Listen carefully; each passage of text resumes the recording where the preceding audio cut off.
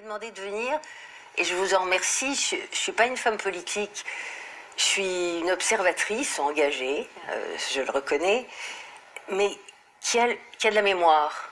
Et j'ai une mémoire longue. Et pour moi, le Rassemblement national, il n'est pas né il y a 15 jours, il y a un mois, il y a 6 mois. Et le Rassemblement national, c'est l'ancien Front national et je le connais bien.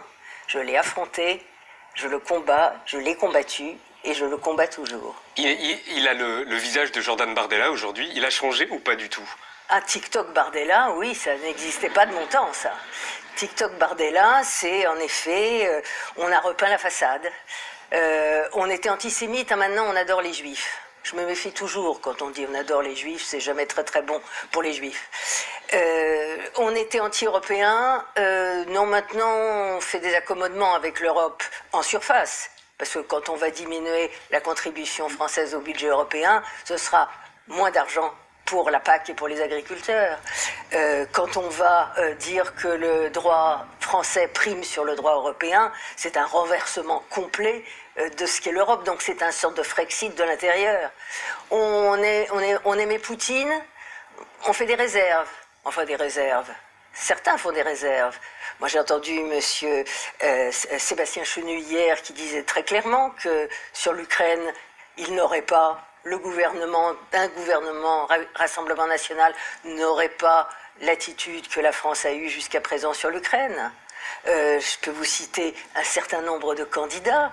Monsieur Gentillet, qui est candidat dans le Cher, qui est un ami de monsieur Mariani, qui est allé, monsieur Mariani, très bien avec Poutine, Proche de Poutine. Qui est allé voir Assad avec lui, Assad qui a exterminé 500 000 de ses concitoyens avec l'aide de la Russie. Monsieur Bocaletti, qui se présente, c'est des faits concrets, ça, c'est des... Mais tout cela ne fait pas peur aux électeurs du Front National, du Rassemblement National, qui sont de plus en plus nombreux. Est-ce que vous les comprenez, ces 40% de Français? Je comprends que des gens soient mal, ô combien, et ils l'ont dit, et ils le ressentent.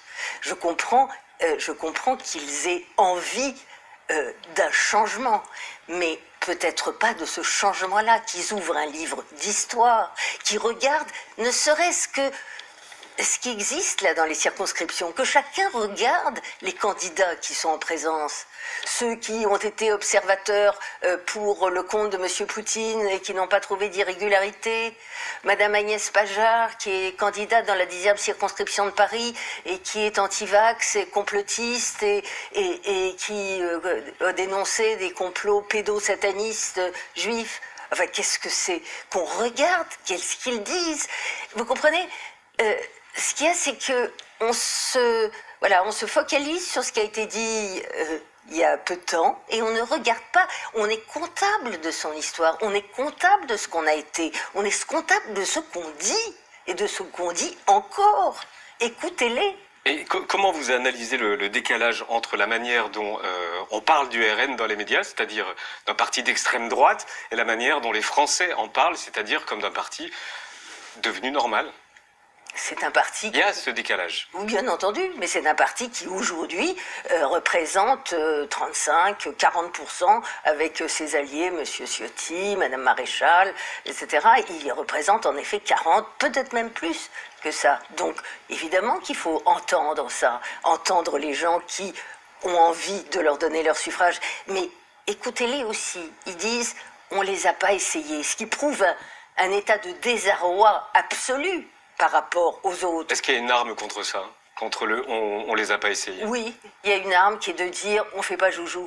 Et moi, c'est un peu ce que je reproche à Emmanuel Macron, c'est d'avoir joué avec les Français, avec nous, de jouer sur la table, là, de tout mettre sur la table et de risquer,